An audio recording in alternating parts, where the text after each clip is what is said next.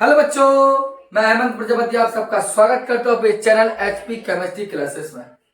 बच्चों, आज छोटा सा हम एक लेक्चर लेकर आए हैं आपके लिए जो जनरल ऑर्गेनिक केमिस्ट्री से रिलेटेड होगा, जिसे हम जीओसी कहते हैं। जीओसी जिसे हम बोलते हैं जनरल, उसका मतलब होता है ऑर्गेनिक और सी से बोले तो केमिस्ट्री। ये आज का जो लेक्चर होगा वो इसी जीओसी से संबंधित होगा। यदि आप चैनल पर नए हो तो चैनल को सब्सक्राइब अवश्य कर ले और वीडियो को शेयर करना मत भूलें। ठीक है, चलिए बच्चे, आज हम बात करते हैं छोटे से टॉपिक जो आपको बताया है। कल की वीडियो आपने देखी होगी, ईथर के इंट्रोडक्शन पर हमने बात की थी। हुआ क्या था कि थोड़ा वीडियो आगे कुछ प्रॉब्लम क्रिएट की होगी बाद में, लेकिन वीडियो आपको अच्छी दिखाई दी होगी। चलिए, हम छोटे से टॉपिक इस पर बात कर रहे थे, यहां ध्यान देना आपके पास अच्छे। मैं बात करूंगा आज एल्केन, मैं बात करूंगा आज एल्कीन और मैं बात करूंगा आज एल्काइन। इन तीन वर्ड पर हम अच्छे से बात करेंगे आज।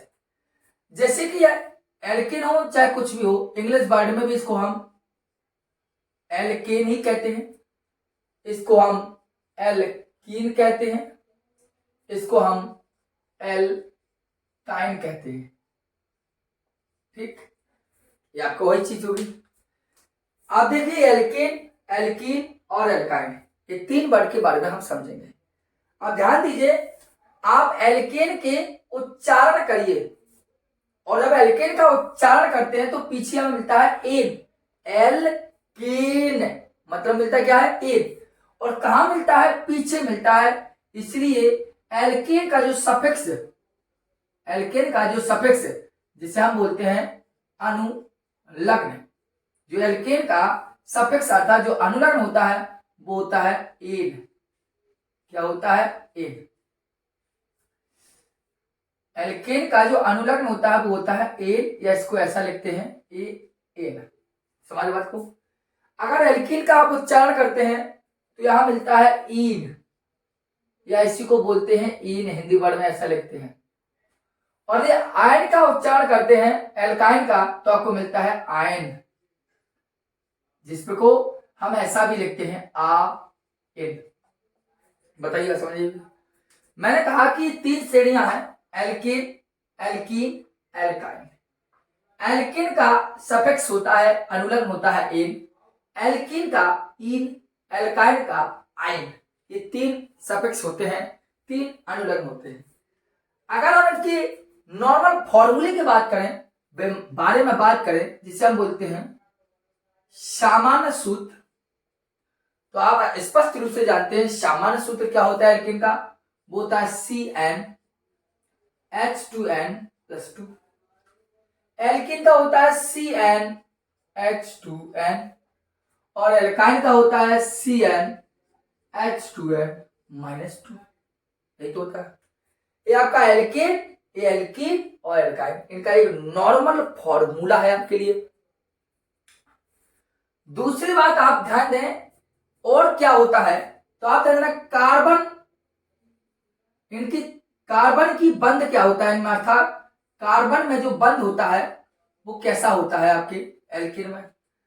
तो अगर एल्केन के कार्बन की बॉन्डिंग की हम बात करें तो एल्केन के कार्बन और कार्बन के मध्य केवल सिंगल बॉन्ड होता है, इस प्रकार। और एल्केन के कार्बन और कार्बन के मध्य डबल बॉन्ड होता है, इस प्रकार। और एल्काइन के कार्बन और कार्बन के मध्य ट्रिपल बॉन्ड होता है, इस प्रकार। अगर कभी भी सिंगल बॉन्डिंग मिल जाए तो समझ जाएंगे एल्कीन है, और कभी भी डबल बॉन्डिंग मिल जाए तो समझ जाएंगे एल्कीन है, और यदि कार्बन कार्बन के मध्य ट्रिपल बॉन्डिंग मिल जाए तो समझ जाना एल्काइन है। और सर यदि कुछ भी ना मिले तब क्या पहचानेंगे, तब पहचानेंगे हम इस फॉर्मूले से।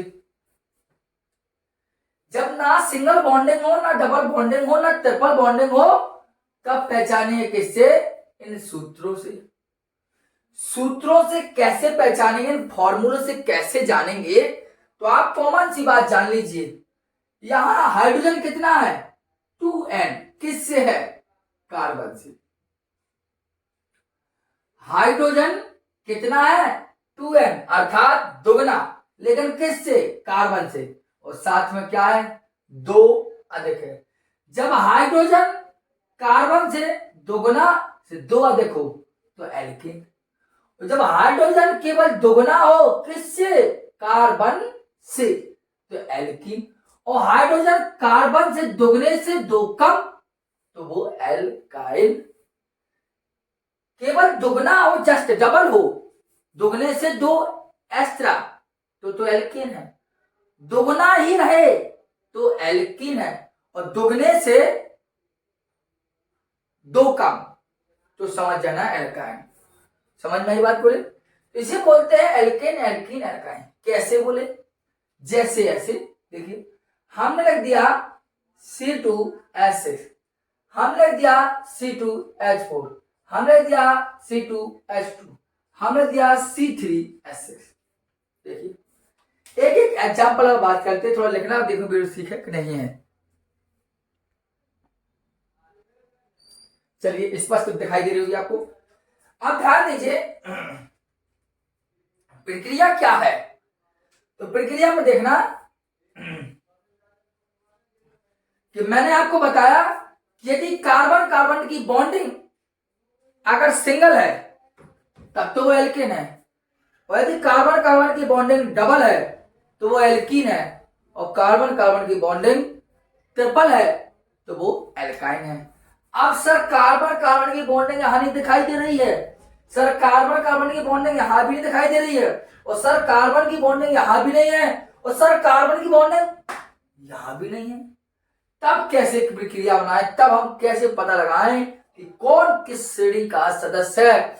एक किस श्रेणी का सदस्य है, एक किस श्रेणी का है, एक किस श्रेणी का है, और किस श्रेणी का है, कैसे पता लगाएंगे सर? ऐसे पता लगाने के लिए हमारे पास फॉर्मूले होते हैं। ये फॉर्मूला, ये फॉर्मूला, ये फॉर्मूला। लेकिन यदि फॉर्मूले में इनको लगते हैं तो थोड़ा टाइम लगेगा, और टाइम ना लगाना हो तो दिमाग लगा लीजिए। कैसा? अगर समय बचाना है तो दिमाग लगाना होगा, यदि समय को बचाना है तो दिमाग लगाना ही होगा। जैसे हाइड्रोजन देखो कितना है? 2n। किससे? कार्बन से। कार्बन है, hydrogen 2n, carbon n, hydrogen 2n, carbon n, hydrogen 2n से लिखे साथ में 2 अधिक है। तो समझिए ना, जब भी कोई कंपाउंड ऐसा मिले जिसमें हाइड्रोजन की संख्या कार्बन से दुगनी से 2 अधिक, एल्केन। और हाइड्रोजन केवल दुगना हो कार्बन से, हाइड्रोजन दुगना हो कार्बन से तो एल्कीन, और हाइड्रोजन दुगने से 2 कम हो तो एल्काइन। जैसे देख लीजिए, यहां इसको उदाहरण पकड़ लिया, इसको देखना, कार्बन कितना है? 2, तो देखो दुगुनी 4, 4 नहीं है, 2 अधिक। हाइड्रोजन दुगने से 2 अधिक है, हाइड्रोजन कार्बन से, हाइड्रोजन कार्बन से दुगने से 2 अधिक है। इसका मतलब है यह आपका एल्केन श्रेणी का सदस्य है। यहां देखो, कार्बन यहां 3 और हाइड्रोजन दुगने हैं, 3 दूनी 6, carbon n, hydrogen 2n, carbon 3, hydrogen 6, carbon n, hydrogen 2n, carbon 3, hydrogen 6, मतलब जस्ट दुगना। इसका मतलब है यह इस श्रेणी का सदस्य है। याद देखो, कार्बन 2 और हाइड्रोजन 4, दो दूनी 4, जस्ट दुगने। इसका मतलब यह भी एल्कीन का है। देखो दुदूनी 4, तो हाइड्रोजन दुगने ही नहीं, दुगने से कितने कम? दुदूनी 4, कितने कम? 2, 2 का मतलब है यह एल्काइन श्रेणी का सदस्य। बताइए, आपको समझ में आएगी? समझे? मैंने यही आपको समझाया है कि कौन किस श्रेणी का सदस्य हो, कैसे पता चलता है। यह पता चलता है कि कार्बन हाइड्रोजन की संख्या यदि कार्बन से दुगनी से 2 अधिक तो एल्केन। केवल दुगनी ही है तो एल्कीन। दुगने से दो कम है एल्काइन। यही बात की, जैसे आपको समझ में आया, जैसे और भी लिया हमने C4H10। कार्बन देखो 4 दूनी 8, 8 नहीं यार, 4 दूनी 8 नहीं यार, 4 नहीं 8 नहीं यार, 4 दूनी 8 नहीं यार, तो 4 दूनी 8 और प्लस में 2 अधिक 10। इसका मतलब है Cn है तो हाइड्रोजन 2n से 2 अधिक, तो बस किससे एल्केन का है। तो आपने समझा होगा कि कैसी प्रक्रिया हम कैसे करते हैं, इस बात को आपने अच्छे से जान लिया होगा। इन सभी के एक एग्जाम्पल लिख लीजिए, आप समझ लीजिए, यही आपकी बात है। जैसे लिखा CH4, कार्बन 1, कार्बन कितना है 1, हाइड्रोजन देखिए 2 नहीं 2 से अधिक है। कार्बन की संख्या 1 है तो हाइड्रोजन कितना होना चाहिए 2, लेकिन 2 से का अधिक, इसका मतलब एल्केन श्रेणी का ही है। यहां C2H6, हाइड्रोजन कितना है 2, कार्बन कितना है 2, हाइड्रोजन कितना है 6, 2 3 सीधा। हाइड्रोजन कार्बन कितना है 2, हाइड्रोजन कितना होना चाहिए 4, लेकिन 4 नहीं है 2 अधिक है, इसका मतलब कार्बन कितना है 2 से अधिक, इसका मतलब क्या है। जैसे लिया C2H4, देखो कार्बन कितना है 2, हाइड्रोजन कितना हो रहा है 4, इसका मतलब देखो कार्बन है तो हाइड्रोजन 2 है, कार्बन 2 हाइड्रोजन 4, तो जैसे इसे आप जानते हैं, इसे हम बोलते हैं मैथिल, इसे बोलते हैं हम एथिन, इसे बोलते हैं थाइलिन, एथीन बोलते हैं, ठीक। और इधर क्या हो जाएगा C2H2, देखो कार्बन कितना है 2, दूनी, कार्बन कितना है 2, दुगुना का होगा 4, 4 नहीं है 2 कम है, अर्थात 2 मिले, मतलब इसका मतलब है एल्काइन श्रेणी। जैसे हम लगे C3H4, 3 दो नहीं होना चाहिए 3 है तो 3 से 6, 6 नहीं है 2 कम, इसका मतलब दुगने से 2 कम, इसका मतलब क्या है, ये आपका एल्काइन श्रेणी का सदस्य है। बताइए कोई दिक्कत। तो यह कहलाती है एल्कीन, एल्केन और एल्काइन। आपको बता दें, यहां ध्यान देना आप थोड़ी सी बात को मेरी, जो आपका एल्केन है और आपका प्लस आपका जो एल्केन और आपकी जो एल्कीन और प्लस एल्काइन है, ये दोनों के दोनों, ये आपके एल्केन, ये एल्कीन, एल्काइन। एल्केन जो है यह सैचुरेटेड हाइड्रोकार्बन है। सैचुरेटेड हाइड्रोकार्बन आप अच्छे जानते हैं, संतृप्त हाइड्रोकार्बन है। और एल्कीन और एल्काइन अनसैचुरेटेड हाइड्रोकार्बन है। बस रहेगा, मतलब इस संतृप्त हाइड्रोकार्बन के अंतर्गत आता है, वे दोनों असंतृप्त हाइड्रोकार्बन के अंतर्गत आता है।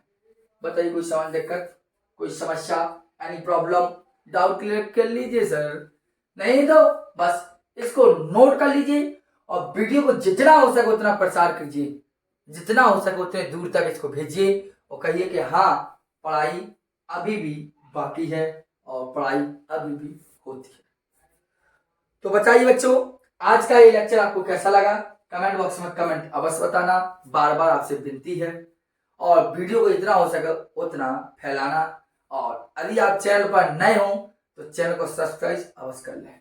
ये आपका एल्केन, एल्कीन और एल्काइन, इनकी हमें जानकारी देना अनिवार्य था, क्योंकि आगे जो लेक्चर हम पढ़ाने वाले हैं वहां पर भी हम इसी से रिलेटेड कुछ क्वेश्चन होंगे वो करेंगे, इसलिए आप इसको आप लेकर चलिए, ठीक है। तो आप इसको नोट कर लीजिए अच्छे से, कोई समस्या हो तो हमें बताइए, और बार बार वही कहता हूँ वीडियो को शेयर अवश्य कीजिए, चैनल को सब्सक्राइब कीजिए। धन्यवाद।